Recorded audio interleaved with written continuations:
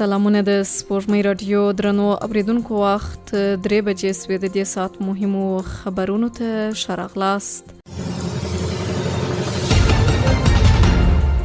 د کابل جلال آباد د دویم لین سړک د لومړي فاز اول لاټ چارې د سرپرست حکومت د اقتصادي مرستیال د ټولګټو چارو د سرپرست وزیر او یو شمیر نورو چارواکو په شتون کې پیل شوي. اقتصادي مرستیال له خلکو غوښتي چې د دغې پروژې د پلي کېدو پر مهال له اړوند شرکت او سرپرست حکومت سره همکار پاتې سي. د نوموړي په خبره د دغه سړک جوړېدو سره به خلکو ته په بېلابېلو برخو کې د کار زمینه برابره او دغه راز د پام وړ اسانتیا به رامنځته سي. د دغه سړک چارو د پیل خبره ولسونه د دغې لارې جوړېدو لپاره هیلهمن کړي دي. د افغانستان لپاره د ایران د ولسمشر ځانګړي استازي حسن کاظمي قومي د ایران او افغانستان ترمنځ د اقتصادي همکاریو پر پراختیا ټینګار کوي. ایراني رسنیو راپور ورکړی چې قومي د افغانستان او د منځنۍ اسیا هیوادونو ته د تخصصي توکو د لیږد په نندارتون کې له خصوصي سکتور څخه د ملاتړ سربیره په ایران کې د افغان سوداګرو او پانګوالو لپاره د اسانتیاو رامنځته کول مهم بللي دي.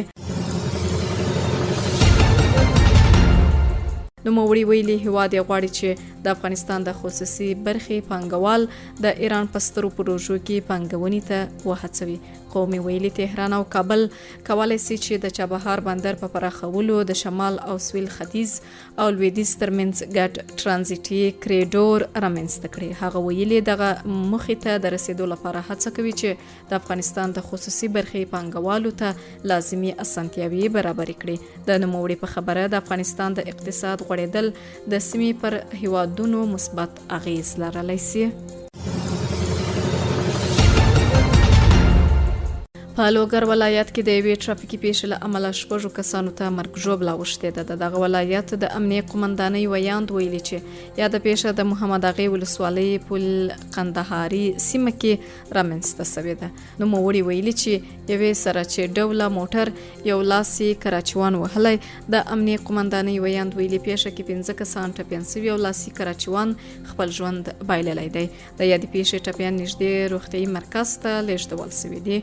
د سعودي عربستان بهرنیو چارو وزارت د ایران پر پوځي مرکزونو د اسرائیل بریدونه غندلې او د له نړیوالو قوانینو سرغړونه بللې ده.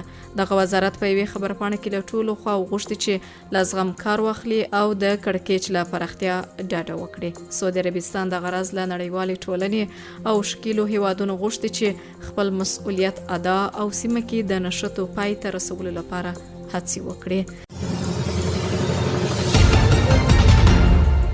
دا و د دې ساعت مهم خبرونه. تر بیا ښه وخت.